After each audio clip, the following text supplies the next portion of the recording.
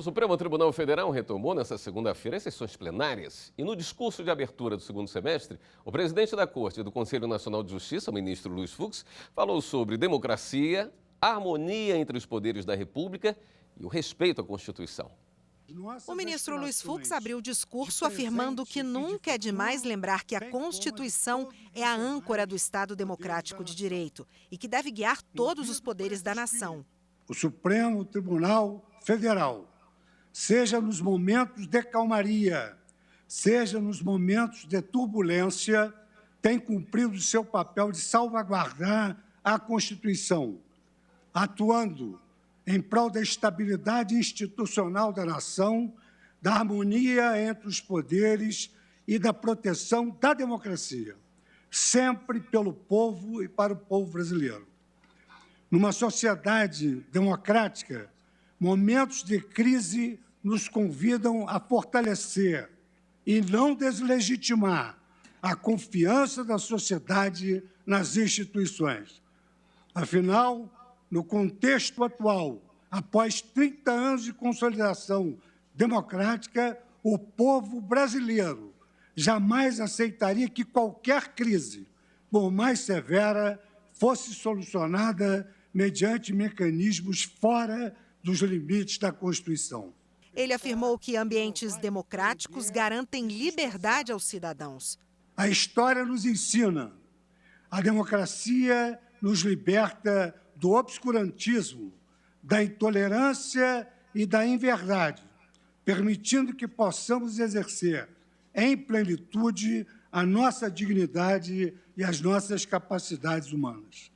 A democracia é o exercício da liberdade com responsabilidade. Tratando-se de rigidez democrática, não há nada automático, natural ou perpétuo.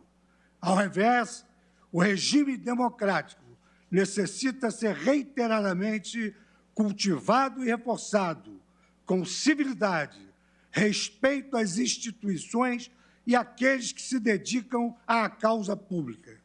Ausentes essas deferências constitucionais, as democracias tendem a ruir.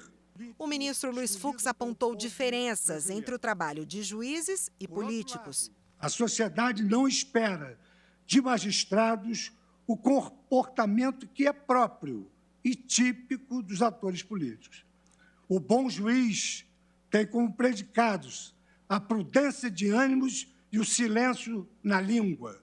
Sabe o seu lugar de fala e seu vocabulário próprio.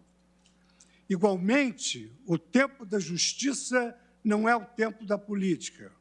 Embora diuturnamente vigilantes para com a democracia e as instituições do país, os juízes precisam vislumbrar o momento adequado para erguer a voz diante de eventuais ameaças. Afinal, numa democracia, juízes não são talhados para tensionar. Ele falou também que o relacionamento entre os poderes deve se dar com respeito aos limites constitucionais. A harmonia e a independência entre os poderes não implicam impunidade de atos que exorbitem o necessário respeito às instituições. Permanecemos atentos aos ataques de inverdades à honra dos cidadãos que se dedicam à causa pública. Atitudes desses jaez deslegitimam veladamente as instituições do país e ferem não apenas biografias individuais, mas corroem sorrateiramente os valores democráticos consolidados ao longo de anos pelo suor e pelo sangue dos brasileiros que viveram em prol da construção da democracia do nosso país. O ministro também defendeu o diálogo. Nunca é tarde para o diálogo e para a razão. Sempre há tempo para o aprendizado mútuo, para o debate público compromissado com o desenvolvimento do país e para a cooperação entre os cidadãos bem-intencionados. Palavras voam e ações fortificam. Diálogo eficiente pressupõe compromisso permanente com as palavras. O brasileiro de hoje clama por saúde, paz, verdade e honestidade. Não deseja ver exacerbados os conflitos políticos, quer a democracia e as instituições em pleno funcionamento.